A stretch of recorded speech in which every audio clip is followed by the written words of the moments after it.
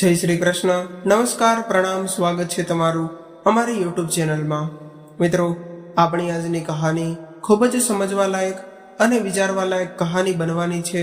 તો તમને વિનંતી છે કે વિડીયોને અંત સુધી જોડાયેલા રહેજો અને વિડીયો પસંદ આવે તો વિડીયોને લાઈક કરી તમારા મિત્રો સાથે શેર કરજો. અને આવી જ કહાની સાંભળવા માટે આ ચેનલને સબસ્ક્રાઈબ જરૂરથી કરી લેજો તથા કોમેન્ટ બોક્સમાં સાચી શ્રદ્ધાથી હર હર મહાદેવ લખી દેજો, જેથી ભગવાન ભોલેનાથની કૃપા હંમેશા આપણા સૌ પર બની રહે. તો ચાલો મિત્રો, શરૂ કરીએ આજની કહાની. મિત્રો, સવારના 8 વાગ્યા હતા અને રાજેશભાઈ તેમની પત્ની પ્રભાબેનને સાથે લઈને હોસ્પિટલમાં આવ્યા હતા. ત્યારે પ્રભાબેન પ્રેગ્નેન્ટ હતા અને રાજેશભાઈને પહેલાં પણ 2 જોડવા દીકરી હતી. કોમલ અને શ્રીલેખા એ બંને બહેનોને સ્કૂલે મૂકીને તેઓ આવ્યા હતા. થોડી વારમાં બાળકના રડવાનો અવાજ આવ્યો એટલે નર્સે આવીને સમાચાર આપ્યા કે તમારી પત્નીને દીકરી આવી છે. આ સાંભળીને રાજેશભાઈ ખુશ થઈ ગયા અને એણે તરત જ તે નર્સ પાસે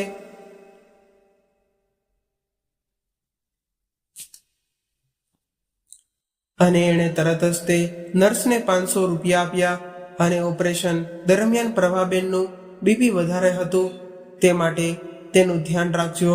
બાકી તમને ડૉક્ટર બધી જાણ કરશે. એટલે ડૉક્ટર પાસેથી બધું જાણીને પછી રાજેશભાઈ તેમની દીકરીને મળવાનું કહે છે. ત્યારે ડૉક્ટર કહે છે કે તે તો રૂપનો અવતાર છે, જાણે લક્ષ્મીજી જ તે તમારા ઘરે પધાર્યા હોય. અવાજ પણ ખૂબ જ મીઠો છે. આ સાંભળીને રાજેશભાઈ ખૂબ જ ખુશ થાય છે અને પોતાની દીકરીને મળવા માટે જાય છે. ત્યારે તેઓ તેમની દીકરીને મળીને ખૂબ જ હરખાઈ જાય છે અને સાંજે પ્રભાબેનને ઘરે લઈને જાય છે. અને ઘરે પહોંચીને પ્રભાબેન તેની દીકરીના હાથમાં પોતાના હાથમાંથી દોરો કાઢીને તેના હાથમાં બાંધે છે અને કહે છે કે જ્યાં સુધી આ દોરો તારા હાથમાં રહેશે ત્યાં સુધી હું તારી આસપાસ જ રહીશ. ત્યારે રાજેશભાઈ પૂછે છે, પ્રભા, તું આવું કેમ બોલે છો? આપણે તો હંમેશા એની સાથે જ રહીશું ને? તો પછી પ્રભાબેન કહે છે, ખબર નહીં હું કેમ આવું બોલી. અને તમે શ્રુતિને ફોન કર્યો, એ ક્યારે આવશે? એટલે રાજેશભાઈ બોલ્યા, હા, મેં એને કહી દીધું છે, એ 2 દિવસ પછી આવશે. હવે તું સૂઈ જા. ભાવનાબેન હમણાં થોડી વારમાં તારું જમવાનું લઈને આવશે. હવે 2 દિવસ પછી શ્રુતિ આવે છે અને બધા ખૂબ જ ખુશ થાય છે. પછી શ્રુતિ ભાવનાબેનનો આભાર માને છે કે તમે મારા ભાઈ ભાભી અને દીકરાઓનું ખૂબ જ ધ્યાન રાખ્યું. હવે હું આવી ગઈ છું તો હું રોકાઈશ અને બધાનું ધ્યાન રાખીશ. થોડી વાર પછી પ્રભાબેન રાજેશભાઈને પૂછે છે કે મનીષભાઈ અને ભાભીનો ફોન આવ્યો? તો રાજેશે ના પાડે છે. પછી રાજેશભાઈ શ્રુતિ અને શ્રેયાને વાત કરે છે કે મેં તેમને 2 વાર ફોન કર્યો, પરંતુ એ લોકોએ વાત કરવાની જ ના પાડી દીધી, કેમ કે પ્રભા એ એની માની જે છેલ્લી નિશાની હતી, તેની મમ્મીનો હાર જે પ્રભાએ લગ્નમાં પહેર્યો હતો, તે હાર અમે તે લોકોને પાછો આપવાની ના પાડી, કેમ કે આ હાર સાથે તેના માતા પિતાની યાદી છે. તે માટે તેઓ હવે વાત કરવાની પણ ના પાડી રહ્યા છે. પણ પછી 6ઠે દિવસે તે બાળકીનું નામ રમીલા રાખે છે અને પ્રભાબેન બારણા સામે જ તે જોયા રાખે છે કે ભાઈ ભાભી આવશે અને રમીલાને જોઈને ખુશ થશે. એ ચિંતામાં પછી એની તબિયત બગડે છે. ત્યારે કોમલ અને શ્રીલેખા બંને બહેનો રમીલાનું ધ્યાન રાખે છે. પ્રભાબેને પોતાની બંને દીકરીને ખૂબ જ સારા સંસ્કાર આપ્યા હતા. બંને બહેનો ખૂબ જ હોશિયાર હતી. મનીષભાઈની યાદમાં પ્રભાબેનની તબિયત ખૂબ જ બગડે છે અને સતત એકનો એક વિચાર કરીને તેની બીપી વધી જાય છે. હજુ તો 6ઠ્ઠીની વિધિ તો માંડ પૂરી થઈ હતી અને પ્રભાબેન પડી ગયા હતા. આ જોઈને બધા જ લોકો ખૂબ જ ગભરાઈ ગયા હતા. પછી શ્રુતિ પ્રભાબેનને ઊભા કરીને તેમના રૂમમાં લઈ જાય છે અને રાજેશભાઈ તાબડતોબડ ડૉક્ટરને લેવા માટે જાય છે. ત્યારે રસ્તામાં અચાનક ખૂબ જ જોરથી પવન ચાલુ થઈ જાય અને જોરદાર વરસાદ પણ ચાલુ થઈ ગયો. કુદરત શું ઈચ્છે છે તે રાજેશભાઈને ખબર જ નહોતી પડતી, પરંતુ જરૂર કંઈક ખરાબ થવાનું છે એવું એમને લાગી રહ્યું હતું. રમીલા પણ અચાનક જોર જોરથી રોવા મળી. હજી તો રમીલાનું નાયડું પણ ખર્યું નથી. બાળક અને માતા વચ્ચે એક અલગ જ તે સંબંધ હોય છે જેમાં ભગવાન પણ વચ્ચે ના આવી શકે. ત્યારે પ્રભાબેનની તબિયત ખૂબ જ બગડવા લાગી હતી અને બધા રમીલાને ચૂપ કરાવવાની કોશિશ કરી રહ્યા હતા, પરંતુ રમીલા પણ છાની નહોતી રહેતી. કુદરત જાણે કાળો કેર વરસાવે છે તેવું લાગી રહ્યું હતું. ત્યારે રમીલા પ્રભાબેન અને યમરાજની વચ્ચે ઊભી હોય છે અને રમીલા યમરાજને તેની માં સુધી પહોંચવા જ નથી દેતી અને પ્રભાબેનનો જીવ પણ રમીલામાં જ હોય છે. કોમલ અને શ્રીલેખા પણ પ્રભાબેનની બાજુમાં ક્યાંય નથી જતા અને ત્યારે પ્રભાબેન રમીલાને પોતાની પાસે લાવવાનું કહે છે અને સાથે કહે છે કે મારો આ ફની દુનિયામાંથી જવાનો સમય થઈ ગયો છે. મારી દીકરી ભૂખી છે, હું તેને ભૂખી મૂકીને કેમ જઈ શકું. પછી તેઓ કોમલ અને શ્રીલેખાને પણ જગાડે છે અને જમાડે છે અને રમીલાને પણ ખૂબ જ પ્રેમથી વાલ કરતા કરતા પેટ ભરાવે છે. ત્યાર પછી અચાનક રમીલા બહુ જોરથી રડવા લાગે છે, જાણે તે યમરાજને કહે છે કે તમને કોઈ હક નથી મારી માને લઈ જવાનો. મિત્રો, નાનું બાળક બોલી નથી શકતું, પરંતુ પરિસ્થિતિને જરૂર સમજી જાય છે. હવે સાંજનો સમય થઈ ગયો હતો અને કૂતરાઓ પણ જાણે રોતા હોય તેવા જોરથી અવાજ કરી રહ્યા હતા અને વરસાદને કારણે રાજેશને પણ ડોક્ટરને લઈ આવવામાં વાર લાગી ગઈ અને પ્રભાબેન પોતાની ત્રણેય દીકરીઓને પોતાના ખોળામાં સુવડાવીને હાલરડું ગાતા ગાતા સુવડાવે છે. ત્યારે રાજેશભાઈથી આ બધું નથી જોઈ શકાતું અને તેઓ જાણે બેભાન થઈ ગયા હોય તેવું લાગી રહ્યું હતું અને ત્રણેય દીકરીઓ પોતાની માનો હાથ એટલો જોરથી પકડ્યો હતો કે યમરાજ સાથે તો શું કોઈ સાથે ના જવા દે અને પણ યમરાજને તો કંઈક પણ અલગ જ મંજૂર હતું. જ્યારે પ્રભાબેન હાલરડું ગાતા હોય છે જે સાંભળીને કોમલ અને શ્રીલેખા અને રમીલા તરત જ સૂઈ જાય છે અને તે હાલરડું હતું દીકરી મારી લાડકવાઈ લક્ષ્મીનો અવતાર. અને આજે પણ એવું જ થયું. ત્રણેય દીકરીઓ સાચે જ તે સૂઈ ગઈ અને જાણે યમરાજ અને દીકરી વચ્ચે મા માટે જે યુદ્ધ ચાલી રહ્યું હતું તેમાં યમરાજને જીતવાનો મોકો મળી ગયો અને પ્રભાબેન જોવે છે કે હવે પોતાની ત્રણેય દીકરીઓ સૂઈ ગઈ.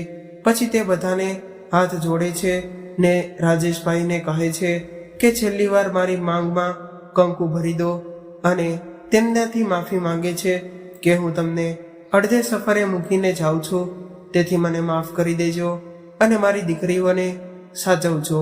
ત્યારે રાજેશભાઈ ખૂબ જ રડતા રડતા પોતાના હાથ ધ્રુજતા ધ્રુજતા તેમની માંગમાં કંકુ ભરે છે અને ત્યારે છેલ્લે પ્રભાબેન કહે છે કે મારી કોમલ અને શ્રીલેખાનું ધ્યાન રાખજો અને મારી રમીલા માટે તો હું શું જ્યાં સુધી એના હાથમાં મારો આ દોરો છે ત્યાં સુધી તો હું એની સાથે જ છું, કેમ કે મેં એને હજુ વહાલ કર્યો જ નથી.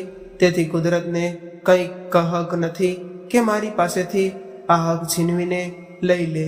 તે માટે મારી રમીલા આટલું બોલતા જ તે પ્રભાબેનની આંખ વિસાઈ જાય છે. આ બાજુ આખી દુનિયા માટે સૂરજ આથમે છે, પણ અહીં રાજેશભાઈના ઘરે તો એના ઘરનો જ તે સૂરજ કાયમ માટે આત્મિક જાય છે.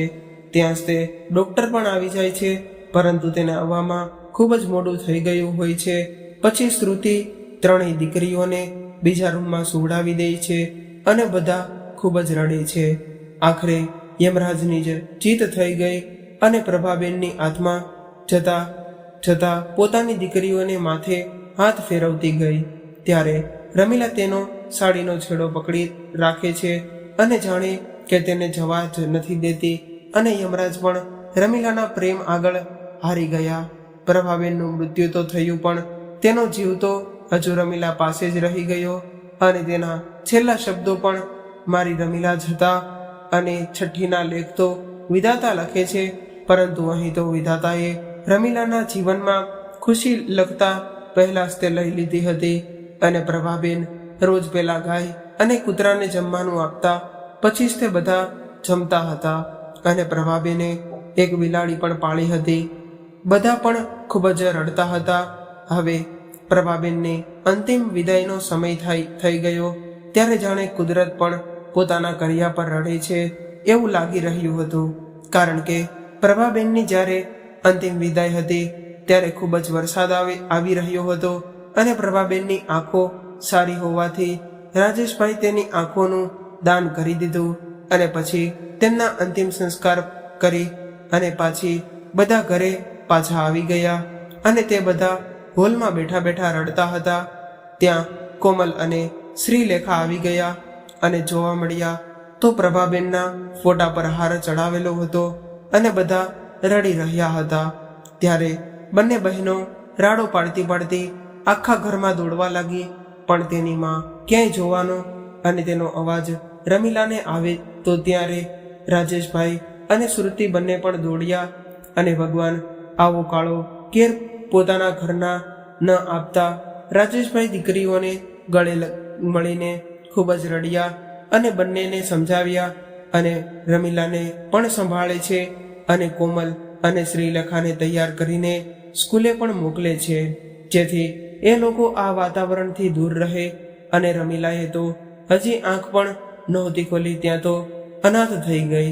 કોમલ અને શ્રીલેખા પણ નાના જ હતા. પ્રભાબેનનો જીવ તો રમીલા પાસે જ રહી ગયો હતો, પરંતુ યમરાજ રાજેશભાઈનો જીવ તો જીવતે જીવ લઈ ગયા હોય એવું લાગી રહ્યું હતું. રાજેશભાઈ પૂરી રીતે પડી ભાંગ્યા હતા. હવે આવી રીતે દિવસો વીતવા લાગ્યા અને શ્રુતિ પણ તેના ઘરે પાછી ચાલી ગઈ હતી. હવે રાજેશભાઈ અને શાંતિલાલ ને જેની દુકાનમાં કામ કરતા હતા અને એકલા જ હતા તે માટે તે પણ રાજેશભાઈ સાથે જ રહેવા લાગ્યા. બંને મળીને ત્રણેય દીકરીઓનું ખૂબ જ ધ્યાન રાખતા હતા. ઘર પણ ખૂબ જ સરસ રીતે રાખતા અને ઘરના ફળિયામાં જ તેમની દુકાન હતી. તે માટે ઘર અને દુકાન અને દીકરીઓ બધાનું ધ્યાન તેઓ રાખી શકતા હતા. અને શાંતિલાલ રાતે પણ દુકાનમાં જ સૂઈ જતા.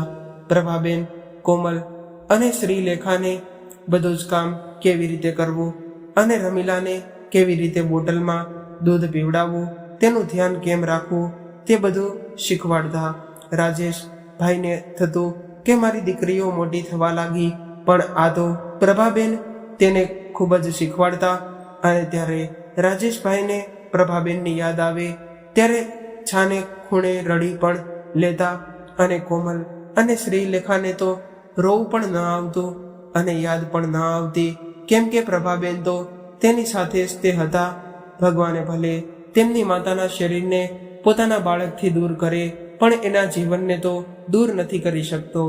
રાજેશભાઈને એમ પણ થતું કે પોતે જ તે દીકરીઓને સુવડાવે છે, જમાડે છે અને રમાડે પણ છે, પરંતુ દીકરીઓ તો પ્રભાબેન પાસે જ તે આ બધું કરતી હતી. આમ તેમના દિવસો વીતી રહ્યા હતા. ત્યારે પ્રભાબેનને થાય છે કે રમીલા કેમ બધાની સાથે સરખી રીતે નથી જોતી, એનું રાજેશભાઈને ધ્યાન પણ નથી પડતું. તે માટે કોમલ અને શ્રીલેખા દ્વારા પ્રભાબેન રાજેશભાઈનું ધ્યાન દોરે છે, પણ રાજેશભાઈ સમજી નથી શકતા કે રમીલા હજુ ડગલા માંડવાનું શીખી હતી. ત્યાં જ તે પ્રભાબેન તેની ખામી ઓળખી ગયા હતા. ત્યારે પ્રભાબેન કોમલ અને શ્રીલેખા દ્વારા રાજેશભાઈને સમજાવે છે. રાજેશભાઈ ખૂબ તો નહીં સમજતા, પરંતુ રમીલાને એક ડૉક્ટર પાસે લઈ જવાનું વિચારે છે અને તે ડૉક્ટર પાસે લઈ જાય છે. ત્યાં જઈને રાજેશભાઈ ડૉક્ટરને વાત કરે છે કે રમીલા હજુ નજર માંડતા નથી શીખી, અમે એને બોલાવીએ તો સામે જોતી પણ નથી. ત્યારે તે ડૉક્ટર રમીલાની આંખોમાં જોવે છે અને રિપોર્ટ પણ કરે છે અને તેનો રિપોર્ટ જોઈને તેઓ મૂંઝવણમાં મુકાઈ જાય છે કે હું રાજેશભાઈને કઈ રીતે વાત કરું કે તેમની દીકરી રમીલાનો જન્મથી જ તે જોઈ નથી શકતી. ત્યારે રાજેશભાઈએ ડૉક્ટરને પૂછ્યું કે સાહેબ વધુ બરાબર તો છે ને? તો ડૉક્ટરે તે જણાવીને તમારે રમીલાનું વધારે ધ્યાન રાખવું પડશે, કેમ કે તે જન્મથી જ કશું જોઈ નથી શકતી. આ સાંભળવાની સાથે જ તે જાણે રાજેશભાઈના પગ નીચેથી જમીન સરકી ગઈ હોય. ત્યારે ડૉક્ટર રાજેશભાઈને આશ્વાસન આપે છે અને રાજેશભાઈ રમીલાને લઈને ઘરે આવે છે અને કોમલ અને શ્રીલેખાને પોતાની પાસે બોલાવે છે. ત્યારે શાંતિલાલ પણ આવે છે. પછી રાજેશભાઈ તેને વાત કરે છે કે ડૉક્ટરે કહ્યું છે કે આપણી રમીલાનો જન્મથી જ તે કશું જોઈ નથી શકતી. આ સાંભળીને બધા ખૂબ જ આઘાત લાગે છે, પરંતુ પ્રભાબેન પોતાની દીકરીને તેની પાસે બોલાવે અને સમજાવે છે કે આ વાત સ્વીકારીને તેમાંથી રસ્તો ગોતવાનો, રડવાનું નહીં. તરત જ બંને દીકરીઓમાં હિંમત આવી ગઈ અને બંને પોતાની બહેનને તેડીને કહ્યું કે પપ્પા, તમે ચિંતા ન કરો, અમે છીએ ને, અમે રમીલાને જોતા શીખવાડીશું. ત્યારે રાજેશભાઈ કંઈ સમજ્યા નહીં, એટલે કોમલ કહે છે કે પપ્પા, હું મોટી થઈને આંખની મોટી ડૉક્ટર બનીશ અને પહેલાં રમીલાની આંખોની રોશની પાછી લાવીશ. અને શ્રીલેખા કહે છે કે પપ્પા, હું મોટી થઈને પાયલોટ બનીશ અને પહેલીવાર જ્યારે હું પ્લેન ચલાવીશ ત્યારે તમને એની રમીલાને જે પ્લેનમાં બેસાડીને લઈ જઈશ. આ સાંભળીને રાજેશભાઈ અને શાંતિલાલ ખૂબ જ ખુશ થયા અને વિચારવા લાગ્યા કે હવે મારી દીકરીઓ રડવાને બદલે રસ્તો કાઢતા શીખી ગઈ છે.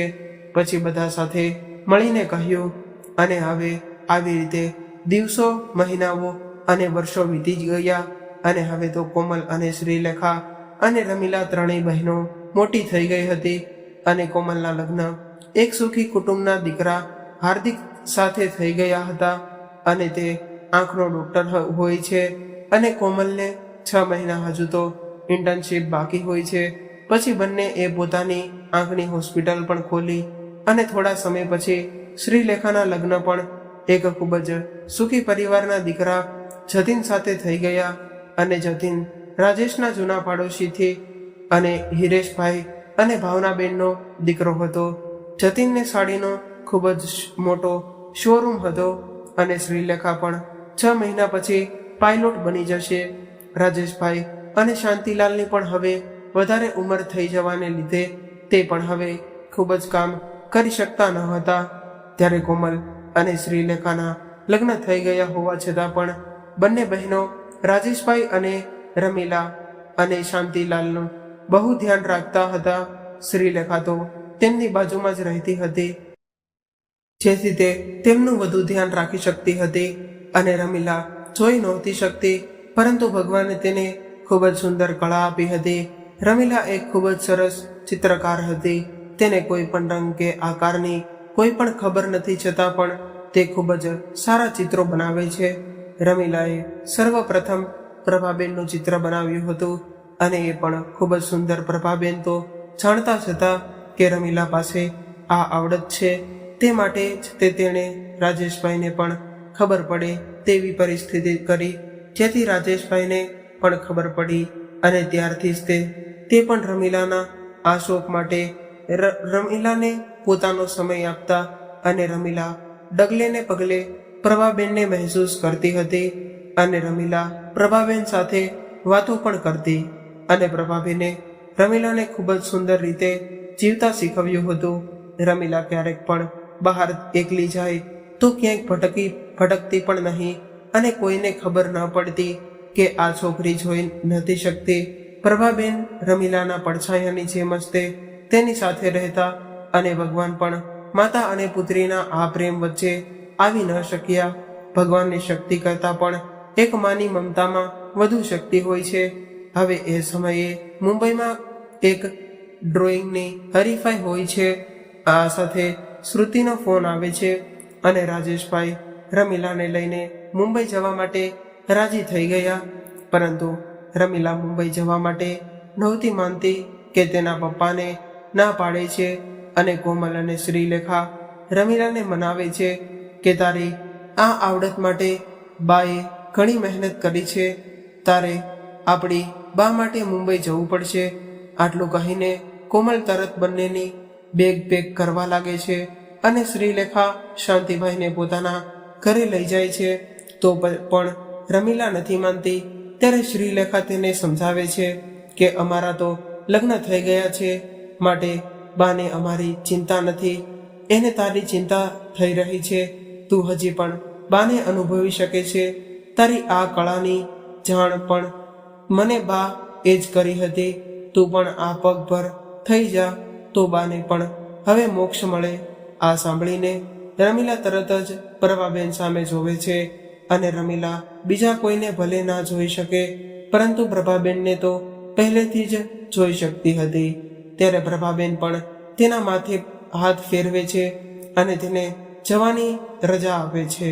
પછી રમીલા અને રાજેશભાઈ મુંબઈ જવા તૈયાર થઈ ગયા. તેની સ્પર્ધાનો તો 4 મહિના પછી હોય છે, પરંતુ શ્રુતિની એવી ઈચ્છા હતી કે ભાઈ તમે મને રમીલા ઘણા વખતથી અહીં નથી આવ્યા, તો વહેલા આવો, આપણે અહીં સાથે રહીશું. ત્યારે રમીલા અને રાજેશભાઈ બંને શ્રુતિનું માન રાખવા માટે વહેલા જવા માટે નીકળી જાય છે અને મુંબઈ પહોંચે છે. ત્યારે શ્રુતિ અને શ્રેય તે બંને તેડવા માટે આવી ગયા હતા. બંને ભાઈ બહેન ઘણા વખતથી મળ્યા ન હતા, તે માટે મળીને તે બંને ખૂબ જ રડે છે. ત્યારે રમીલાને યાદ આવે છે કે મારી મિની ક્યાં ગઈ. ત્યારે તે મિની એમ રાડો પણ રડે છે. ત્યાર તો પ્રભાબેન મિનીને લઈને આવે છે.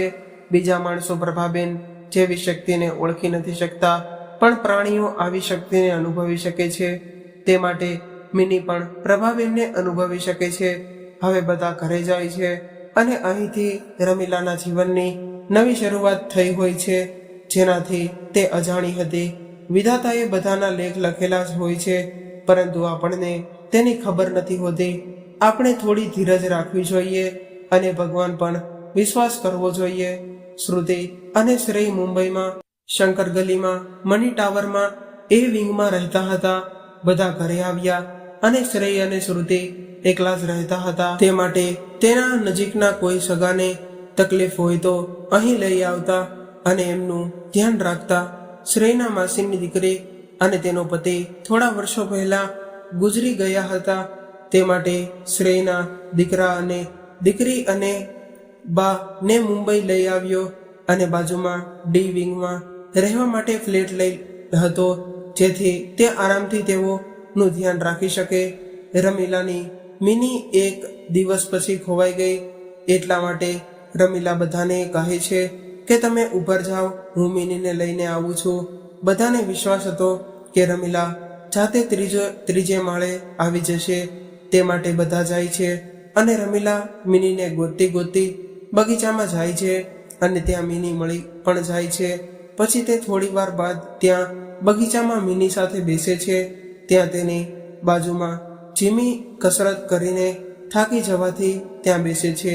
ત્યારે જીમીનું ધ્યાન તેના ફોનમાં હોય છે અને રમીલા મિનીની સાથે સવારના બીજા પક્ષીઓની કલરવની મજા લેતી હોય છે. એટલામાં જ તે રમીલાને પોતાના પગ પાસેથી કંઈક પસાર થતું હોય તેવું લાગ્યું અને જીમી પણ તે જ સમયે ઊભો થવા જાય છે. ત્યારે રમીલા તેનો પણ હાથ પકડીને તેને બેસાડી દે છે અને કહે છે કે ઓ મિસ્ટર, ફોનમાં આટલા બધા ઓતપ્રોત છો કે આજુબાજુમાં કંઈ પણ નથી દેખાતું. આ સાંભળીને જીમીને ગુસ્સો આવે છે અને કહે છે, ઓ મિસ, દેખાતું તો તમને નહીં હોય, હું તો મારું કામ કરું છું અને એ પૂરું થઈ ગયું. એ માટે હવે હું જાઉં છું અને તમારામાં કંઈ સભ્યતા છે કે નહીં? આમ તો કોઈનો હાથ ખેંચાય. ત્યારે રમીલા કહે છે, હા, સાચી વાત છે કે હું જોઈ નથી શકતી, પરંતુ ભગવાને મને બીજી શક્તિ પણ આપી છે, જેને લીધે મેં અનુભવાયું કે મારા પગ પાસેથી સાપ નીકળ્યો. તે જ સમયે તમે ઊભા થવા જતા હતા, તે માટે મેં તમારો હાથ પકડ્યો અને બેસાડ્યા, નહીતર તે તમને ડંખી જાત. આ સાંભળતા જીમી વિચારમાં પડી ગયો કે મારાથી ખૂબ જ મોટી ભૂલ થઈ ગઈ અને તે રમીલાથી માફી માંગવા માટે વિચારે છે. ત્યાં તો રમીલા તેની મનીને લઈને જતી રહે છે. જીમી આજુબાજુમાં તેને ગોતે છે, પણ તે નથી મળતી. ત્યારે જીમીને ખૂબ જ અફસોસ થાય છે અને પાછળ જોવે છે તો સાચે જ તે થોડે દૂર એક સાપ દેખાય છે. આ જોઈને જીમીને ખૂબ જ અફસોસ થાય છે. રમીલાનું દિલ ખૂબ જ મોટું હતું. તે કોઈને માફી માંગવા દેતા જેવું રહેવા જ નહોતી દેતી. કોઈ તેની માફી માંગે તે પહેલાં જ તેને માફ કરી દે છે. આવી હતી રમીલા અને જીમીની પહેલી મુલાકાત. બંને ભવિષ્યની અજાણ હતા અને વિધાતાના લેખ તો વિધાતા જ જાણે. બાકી આ મુલાકાત શું પહેલી અને છેલ્લી મુલાકાત રહેશે કે પછી બંને પાછા મળશે હવે રમીલા અને ઘરના બધા સભ્યો નાસ્તો કરતા હોય છે ત્યારે શ્રેય રમીલાને પૂછે છે કે રમીલા, તારું સૌથી સારું ચિત્ર કયું છે તે તું સ્પર્ધામાં દોરે છે? જે ત્યારે રમીલા કહે છે કે મારું સારું ચિત્ર તો મારી બાનું જ છે અને બીજા ઘણા ચિત્રો સારા છે, પણ એમાંથી એક છે એ હું પૂરું નથી કરી શકી. એ જ જુવાન છોકરાનું છે. તેની આંખની કાન એ હું દોરી શકી છું, પણ આગળ કંઈ નથી સમજાતું. ઘણીવાર એનો વિચાર કર્યો, પરંતુ આનાથી આગળ મને કંઈ નથી સમજાતું. ત્યારે બધા તેને કહે છે કે તું ચિંતા ન કર, આ ચિત્ર પણ તું પૂરું કરીશ જ તે લઈશ. ત્યારે રમીલા શ્રુતિને કહ્યું કે આજે તો કંઈ હું રસોઈ બનાવીશ. તો શ્રુતિ ના પાડી કે પણ રમીલા માનતી જ ન હતી. પછી રમીલા રસોઈ બનાવીને નીચે પાછી મની સાથે બગીચામાં જાય છે. ત્યારે જ તે જીમી શ્રુતિના ઘરે આવે છે અને બધાને મળે છે. ત્યારે શ્રેય રાજેશભાઈ સાથે તેની ઓળખાણ કરાવે છે. પછી શ્રુતિ જીમીને જમીને જ તે જવાનું કહે છે. ત્યારે જીમી ખૂબ જ ના પાડે છે, પણ શ્રુતિ માનતી નથી. પછી શ્રેય રાજેશભાઈ અને જીમી સાથે જમવા બેસે છે. ત્યારે જીમીએ જમવાના ખૂબ જ વખાણ કર્યા. ત્યારે શ્રુતિ કહે છે કે આ તો અમારી રમીલાએ બનાવી છે. પછી શ્રુતિ રમીલાની ઓળખાણ જીમીને કરાવે છે. એટલે તરત જ જીમીને યાદ આવે છે કે હા, હું એને આજે જ તે સવારે મળ્યો હતો. એણે મારો જ તે જીવ બચાવ્યો હતો. એ છે ક્યાં? મારે એને મળવું છે. તો શ્રેયે કહ્યું કે એ તો નીચે બગીચામાં બેઠી છે. ત્યારે જીમી બારીમાંથી નીચે જોયું તો રમીલા પ્રિયા સાથે વાતો કરી રહી હતી. એટલે જીમી તરત જ નીચે ગયો, પરંતુ ત્યારે ત્યાં રમીલા કે પ્રિયા કોઈ નહોતી. જીમી તેને આજુબાજુમાં ગોતે છે, પરંતુ તેને કોઈ દેખાતું નથી. પછી તે ઉદાસ થઈને ઘરે જાય છે તો ત્યાં તે પ્રિયા અને તેના બાને વાતો કરતા સાંભળે છે કે પ્રિયા અને રમીલા આજે મળ્યા હતા અને બા એ દીદી શ્રુતિના મામીના ભાઈની દીકરી છે અને એ આપણી ઘરે પણ આવ્યા હતા. આ સાંભળીને જીમી થોડો ખુશ થઈ ગયો અને બીજે દિવસે સવારે જ્યારે જીમી બહાર જતો હતો ત્યારે તે પાછો રમીલાને મળે છે. ત્યારે તે તેને મળીને તેને સોરી કહે છે.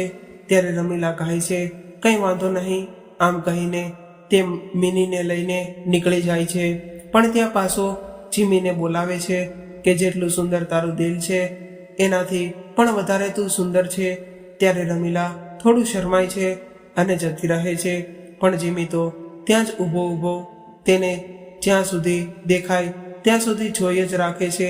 તે પોતાની આંખનું મટકું કર્યા વગર તેને જોતો જ રહી ગયો અને આવો અનુભવ તો તેને પહેલે ક્યારેય નહોતો થયો. આમ રોજ સવારે જીમી અને રમીલા બગીચામાં મળતા. ધીરે ધીરે બંને સારા મિત્ર બની ગયા. થોડા દિવસ પછી જીમીના મમ્મી પપ્પાની તિથિ આવી એટલે ભાનુબેને શ્રુતિને ફોન કરીને કીધું કે કાલે બધાએ અહીંથી જ જમવાનું છે. આ વાતની જ્યારે રમીલાને ખબર પડી ત્યારે એ ખૂબ જ ખુશ થઈ ગઈ. જીમીને ખબર પડી કે કાલે રમીલા ઘરે આવશે ત્યારે તે બંને જણાને એકબીજાના વિચારમાં નીંદર પણ ના આવી અને સવાર થઈ ગયું. આજે રમીલા ખૂબ જ ખુશ હતી અને જલ્દી તૈયાર થઈને જીમીના ઘરે પહોંચી ગઈ.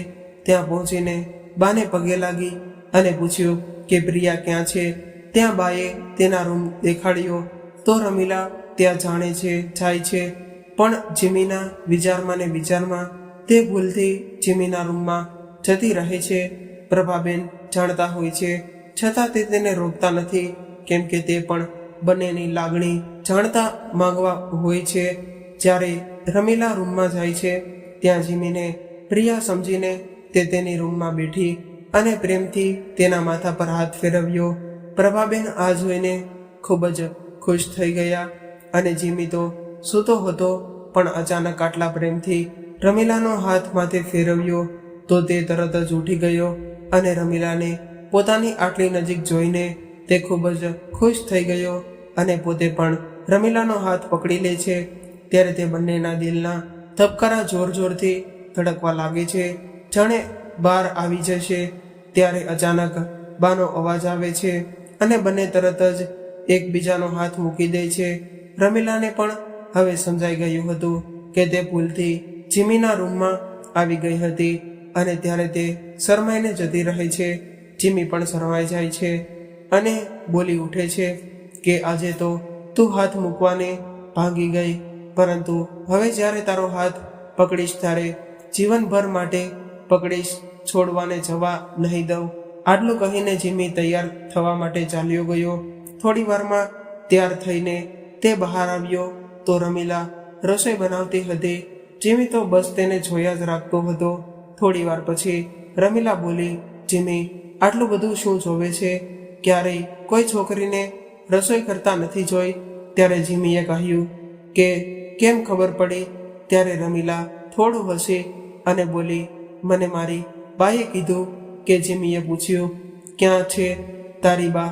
તો રમીલાએ કીધું કે તને ખબર તો છે કે મારી બા મને જ તે દેખાય છે, બાકી કોઈને નહીં.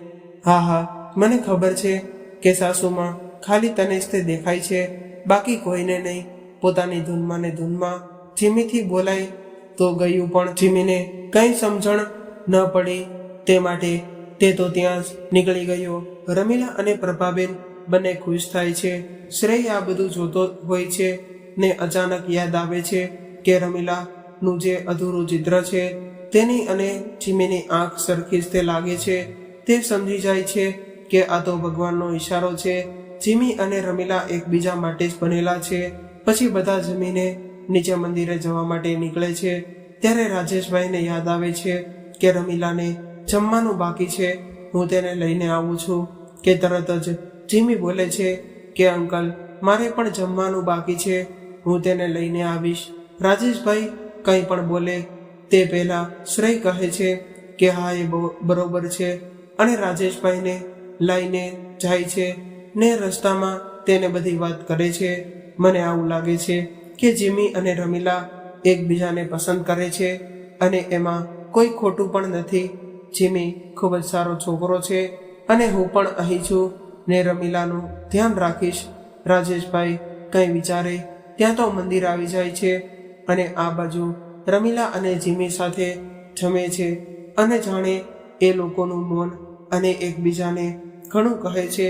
બંને આજે એકબીજા માટે પોતાનો પ્રેમ કહેવા માંગતા હતા પણ કહી ન શક્યા. શ્રેયનો ફોન આવે છે એ માટે બંને કંઈ કીધા વગર મંદિરે ગયા હતા.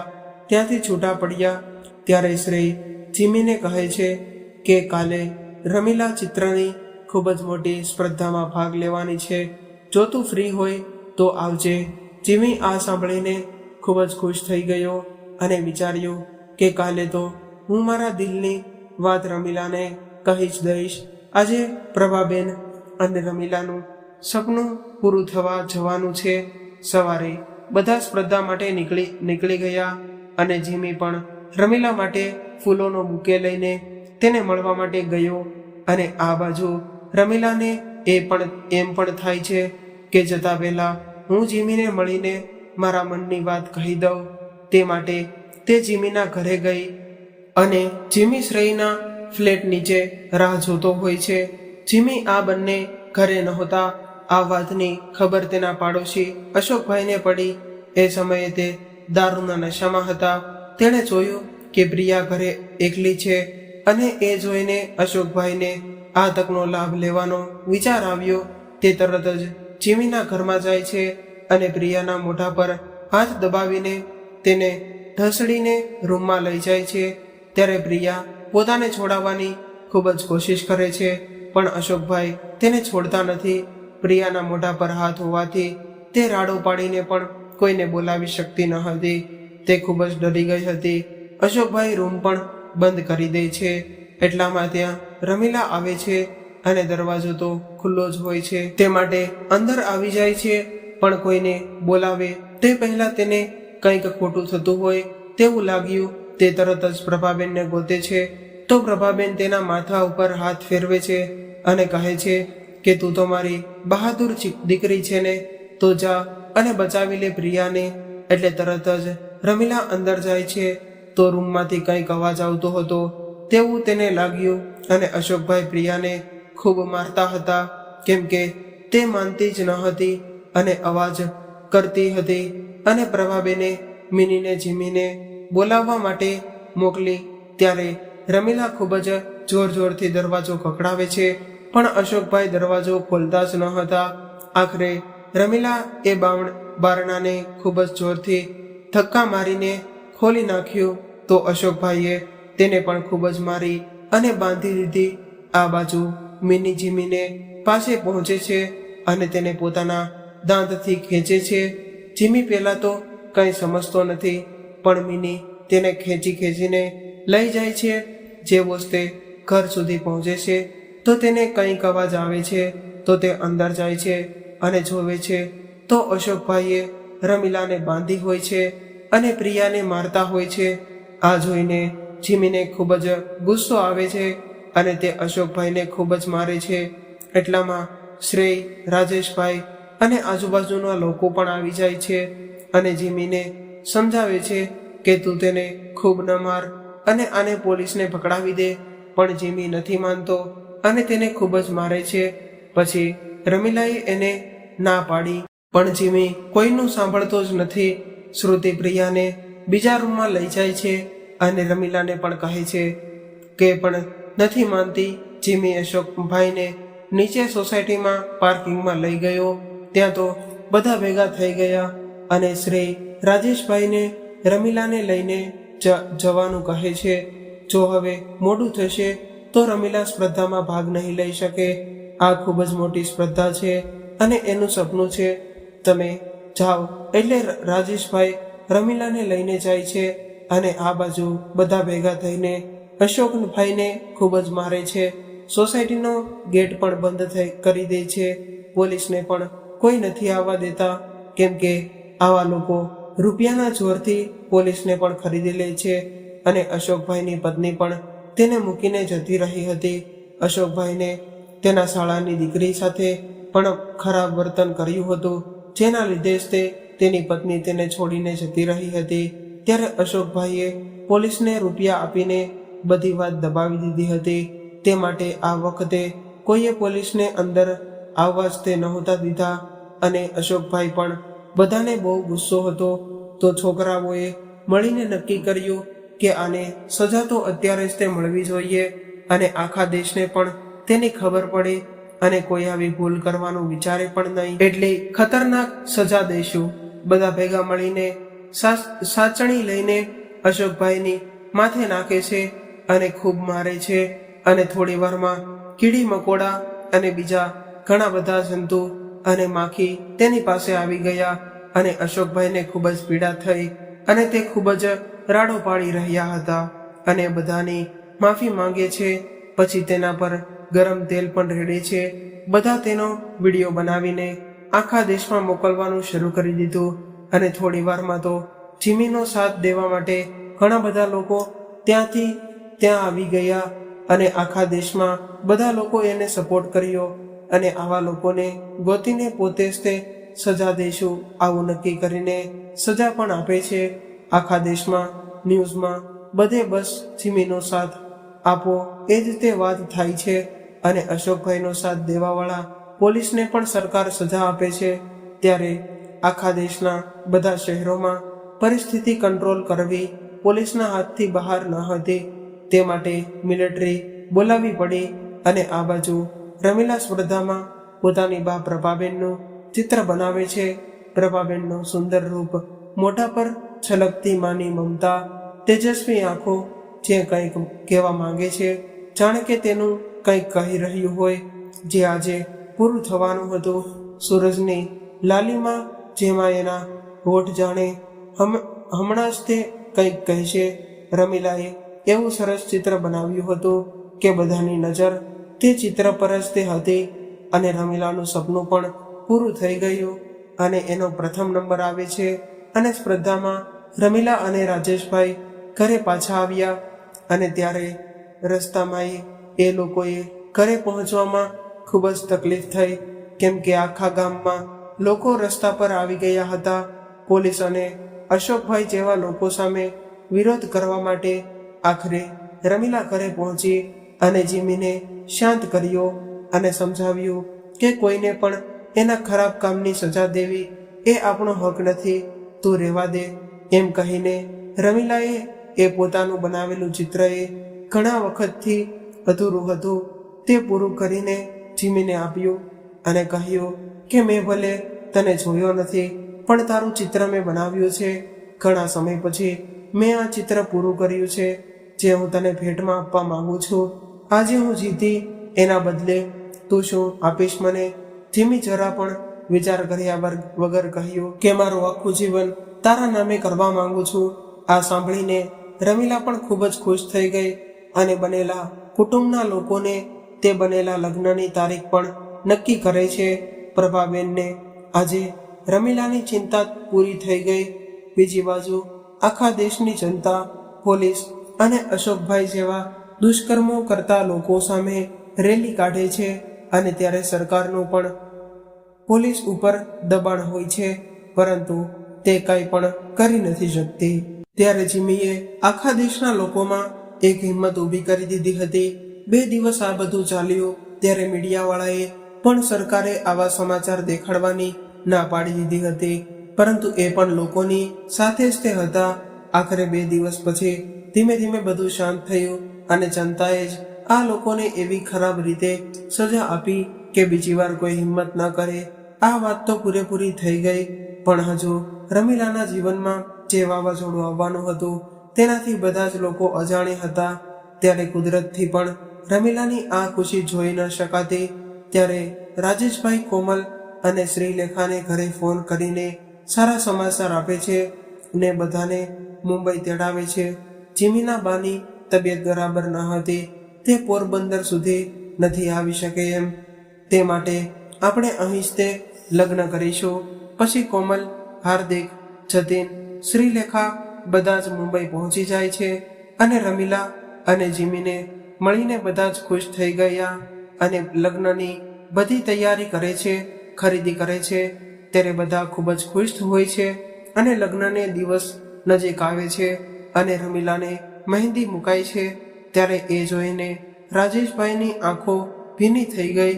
અને મિત્રો, દીકરીની વિદાયનો આ સમય જ એવો હોય છે કે બધાની આંખમાં ખુશીના આંસુ હોય.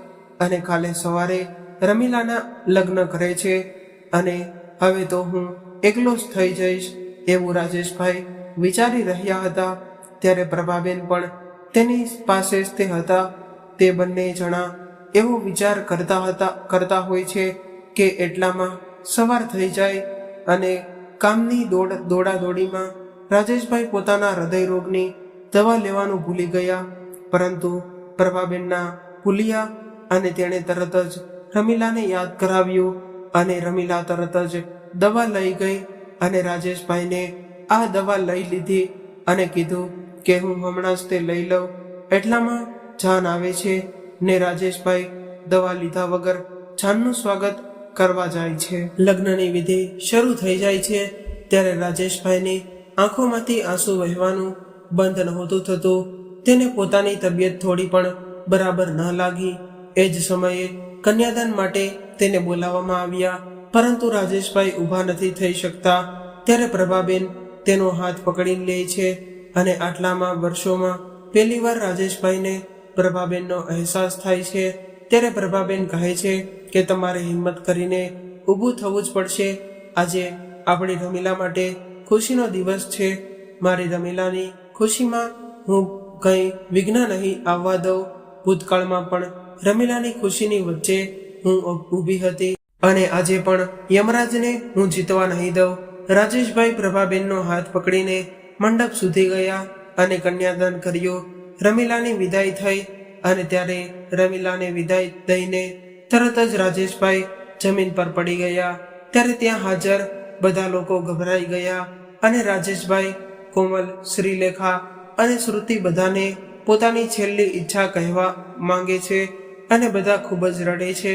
પણ રાજેશભાઈ કહે છે કે કોમલ, તું મને એક વચન આપ કે આજે જ તે તું મારું પેલું ઓપરેશન કરીશ, કે મારી આંખો મારી રમીલાને પાછી અપાવીશ, જેથી હું તમને બધાને રમીલાની નજરથી જોઈ શકું. બેટા શ્રીલેખા, તું મને વચન આપ કે તું મને પોરબંદર સુધી પ્લેનમાં લઈ જઈશ. જે પ્લેન તું જ તે ચલાવીશ. તારી પહેલી સવારીમાં હું નહીં પણ મારી પારવરથી શરીર હશે. બેન શ્રુતિ, તું મને વચન આપ કે મારી બધી વિધિ આપણા ઘરેથી જ કરીશ. આ સાંભળીને બધા ખૂબ જ રડે છે અને આખરે રાજેશભાઈ એટલું બોલે છે કે મારી રમીલા, બસ આટલું બોલતાની સાથે જ તે એમનો જીવ જતો રહે છે. પ્રભાબેનના પણ છેલ્લા શબ્દો આ જ હતા, મારી રમીલા. બંને પતિ પત્ની એકબીજાનો હાથ પકડીને પૃથ્વી પરથી યમરાજ સાથે જાય છે. લોકોને કંઈ સમજ નથી આવતું કે રમીલાના લગ્નની ખુશી કરાવી કે રાજેશભાઈના મૃત્યુનો શોક કરવો. બધા ખૂબ જ રડે છે, પણ પછી શ્રેય બધાને હિંમત આપે છે. કોમલ નજીકની આંખની હોસ્પિટલમાંથી પરમિશન લઈને રાજેશભાઈનું ઓપરેશન કરવા તૈયાર થાય છે. શ્રેય જીમીને બધી વાત કરે છે અને રમીલાને કંઈ પણ કીધા વગર કહી લાવવા કહે છે. જીમી રમીલાને લઈને આવે છે અને વાતોમાં ને વાતોમાં તેને બેભાન કરી દે છે. કોમલને પોતાનું પેલું ઓપરેશન રમીલા કરી દે છે અને કોમલને પોતાનું પેલું ઓપરેશન રમીલાનું જ તે કરવું હતું, પણ આ રીતે નહીં. ઓપરેશન થાય છે ત્યાં સુધીમાં જતીન ઓપરેટ પરથી પરમિશન લઈને ઓપરેશન થાય છે ત્યાં સુધીમાં જતીન એરપોર્ટ પરથી પરમિશન લઈને આવે છે અને બધા એરપોર્ટ પૂરું થયા પછી પોરબંદર જવા નીકળે છે. શ્રીલેખા પહેલી વાર પ્લેન ચલાવે છે અને પરંતુ મિત્રો, કુદરતની રમત તો જુઓ. દીકરીઓ પોતાની સફળતાની ખુશી મનાવે છે કે પોતાના બાપની મૃત્યુનો શોક જ્યારે બધા ઘરે પહોંચે છે અને રમીલા જ્યારે ભાનમાં આવે છે ત્યારે તે જીમીને ઘણા બધા સવાલ કરે છે કે આપણે અત્યારે ક્યાં છીએ. મને હું પોરબંદરના ઘરમાં હોઉં તેવી અનુભૂતિ થાય છે. મને સાચું છે કે તરત જ કોમલ તેની આંખો પર બાંધેલી પટ્ટીને ખોલે છે અને તેને ધીરે ધીરે આંખો ખોલવા માટે કહે છે. રમીલા ધીરે ધીરે આંખો ખોલે છે, પરંતુ ખૂબ જ અંજવાળું હોવાથી તે સરખી રીતે પોતાની આંખો ખોલી નથી શકતી. પછી ધીરે ધીરે ખોલે છે અને જુએ છે તો સામે પોતાના માતા પિતા બંનેના ફોટા પણ હાર ચડાવેલા હોય છે. આ જોઈને નીચે પડી જાય છે અને તે રાજેશભાઈના મૃતદેહ પાસે બેસીને ખૂબ જ રડે છે અને ખૂબ અફસોસ કરે છે કે પપ્પા, હું છેલ્લે તમારી સાથે નહોતી. પણ શ્રુતિ કહે છે, બેટા તું સાથે હતી. ભાઈના છેલ્લા શબ્દો મારી રમીલા જ હતા. ત્યારે રમીલાને ખૂબ જ અફસોસ થાય છે કે જ્યાં સુધી હું જોઈ નહોતી શકતી ત્યાં સુધી મારા પપ્પા મારી સાથે હતા અને આજે હું જોઈ શકું છું તો પહેલી વાર મારા પપ્પાનો જ તે મૃતદેહ જોઈ રહી છું. મારે નથી જોતી આવી દ્રષ્ટિ, એમ કહીને પોતાની આંખોમાં મારે છે. ત્યારે બધા જ તેને રોકે છે અને શાંત કરાવે છે. પછી બધા હિંમત ભેગી કરીને રમેશભાઈને રાજેશભાઈની અંતિમ ક્રિયા કરે છે.